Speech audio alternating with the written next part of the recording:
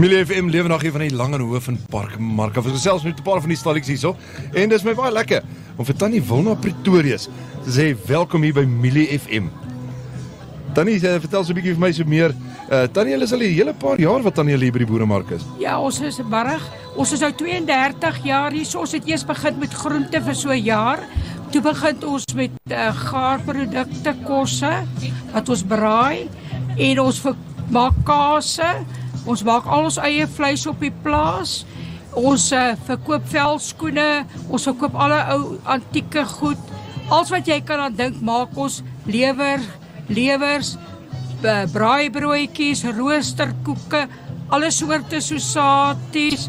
Ons maak curry en rys, pap en kaaiings. Alles wat jy kan aan dink, maak ons. Ons maak ontbyte, roosterkoek ontbyte, gewone ontbyte. Vra net en ons doen dit vir julle. Tannie, sê vir my, vir die luisteraars wat nog nie weet nie, waar kry hulle vir Tannie hier by die Langenhoof en In Park? Hardekoollaan. Dan kyk na Hardekoollaan, moet dit nie mis nie. Daai pap en kaaiings het my al klaar weer lus om te gaan eet. Tannie Wilna, ek hoop Tannie hulle het 'n fantastiese Saterdag verder.